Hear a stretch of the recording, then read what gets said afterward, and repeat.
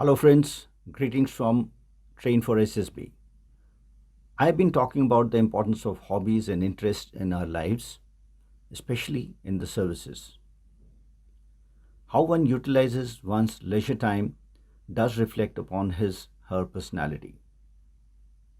Hobbies can be passive or active.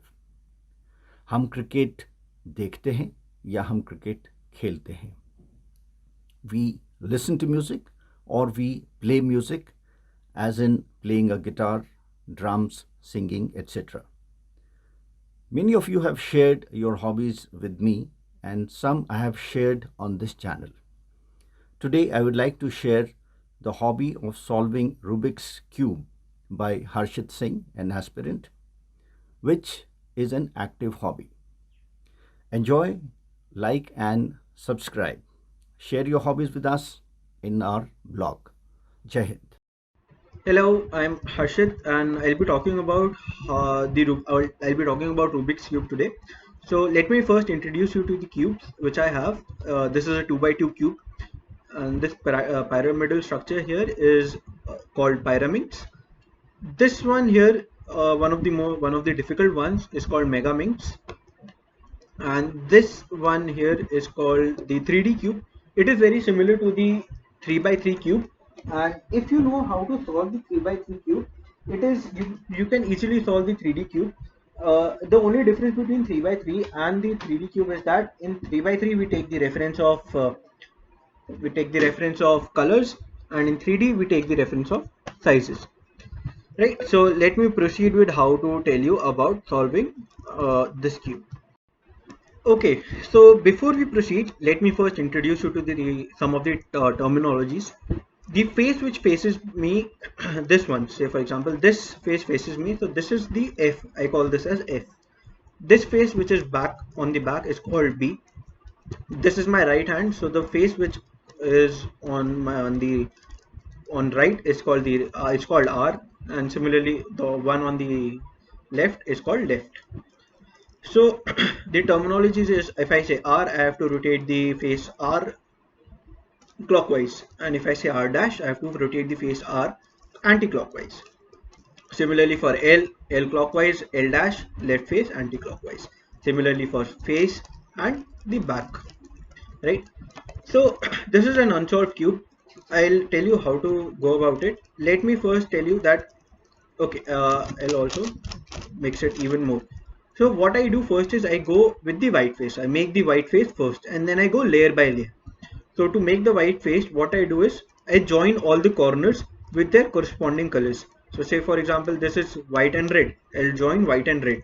So I need to find this. Here is white and red. I'll solve it. And similarly, I'll join all the corners first. So here I have made a cross. This is called a cross. Now I will put the corners according to the colors. So say for example, this is orange, this is green, and this is white. So here would be white, green, and orange. I'll find a piece which is white, green, and orange, and I'll put it there. So I'll make a face like this. So here you can see. So similarly, I'll put all the corners as well. So let me just do it, and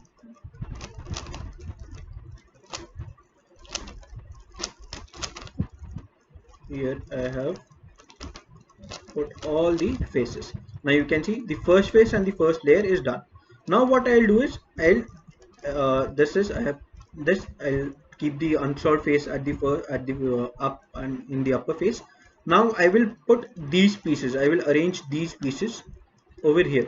Now to do that, there is a formula which is uh, the upper dash upper face anti-clockwise, L face clockwise, upper face clockwise, L face anti-clockwise, upper face anti-clockwise, L face anti-clockwise, and we put it like this. So let me do it on a what we call, yeah, say for example, I'm trying to put the green on the right hand side. So I'll do on the right, it is for the right one, so it is U R U dash R dash U dash F dash U and F. So here you'll see I'll I have done that. So that was the algorithm there. So similarly, I'll put, so say for example, this is red and this I need to put here. It needs to go to the right. So it is U R U dash R dash U dash F U and F dash.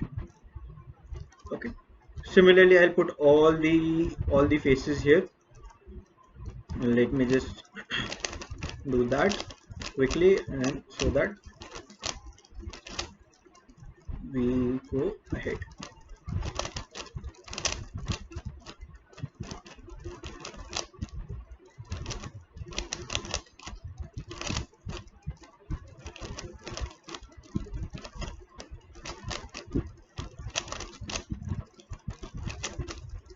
Okay, now here you see there's an L shape here.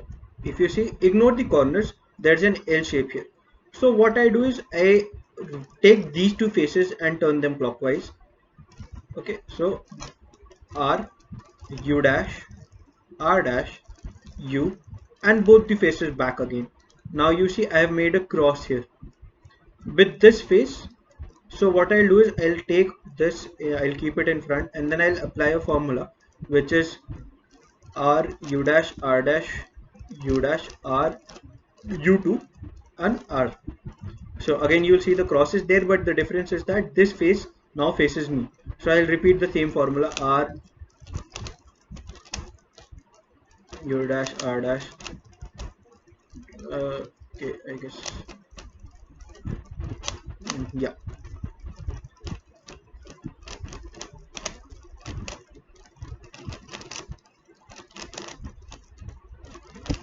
Sorry, I guess I jumbled it up. I'll just get back to that step and I'll show you again. Just a second. Yeah, so here we are, R U dash R R2 and the other steps. So now in this case, now we have solved the upper layer as well. Now I need to orient the corners. So this is called if solving the first layer, OLL and PLL, orienting the layers and permuting the layers. So in this case, there's a formula again, which by which I make these corners aligned. This is by luck. This does not happen all the time. This is by luck. My main orientation objective is to align these two corners with the colors.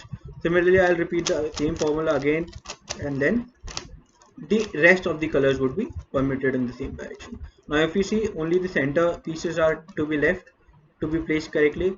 For this, there is a formula again, and by applying which we'll be able to. Okay, so now what we do in this case, now we see what we need to do is the last formula, which is F F U L R I F F L dash R dash or R and U and F2. So in this case, the whole cube is solved. Thank you.